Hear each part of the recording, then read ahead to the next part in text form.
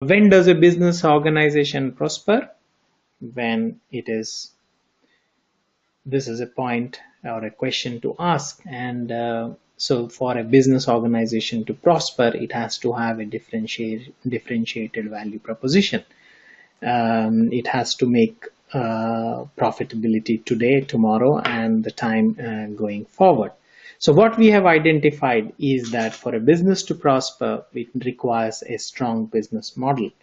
And we have said that for a strong business model, there are four important components of a business model, or especially a strong business model. The first and the foremost being the competitive value proposition and distribution strategy that is very well aligned with the competitive value proposition, and the chain partnerships that will enable um, the value proposition, the competitive value proposition, to be delivered all the way to the end consumers, and the sustainability elements.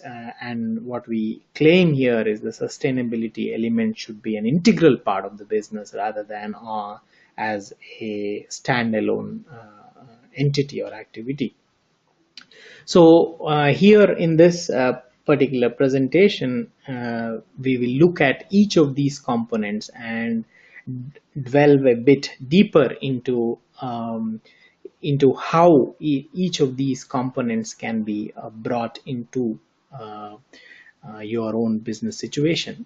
So if we look at uh, the creation of a differentiated value proposition, we have gone to a different companies in the Netherlands that operate in the food and agribusiness sector, especially in the fresh produce, and we have asked them about their value proposition and do you have differentiated value proposition. And then we came to the conclusion that they are not, they, while they want a differentiated value proposition, they were not having an understanding on how to evaluate their value proposition and how to create that differentiation. So that is when we thought of building a tool that would help them to the how to part of building a differentiated value proposition. And then the distribution strategy. And when we asked them about the distribution strategy, most of them just had a distribution strategy, a similar distribution strategy to others, while the product line and product um, elements might have been different from their competitors. So what we have said is the distribution strategy is an important component for a value proposition to be recognized, a differentiated value proposition to be recognized and to be accepted. And that's why we focused on saying, okay, how should you come up with a right distribution strategy?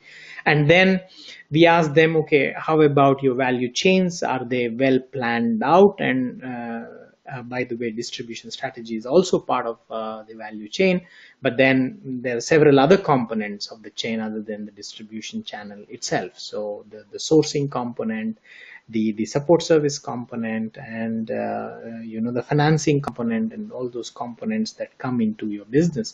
So do you have an understanding of the partnerships and the effectiveness of these partnerships? Then most of the time there was no clear answer to that.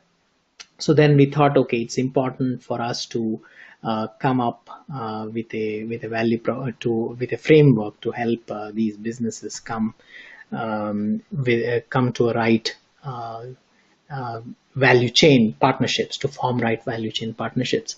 So then the final part that we were asking is, okay, and what are your sustainability components, and are they integral part of your value proposition? So it is an obvious answer was, while they were not even aware of what the differentiated value proposition is, it is very difficult to say whether the sustainability elements were part of the value proposition. And many times it turned out that the businesses that were not differentiating themselves, they did not have a sustainability component integral into their value proposition. So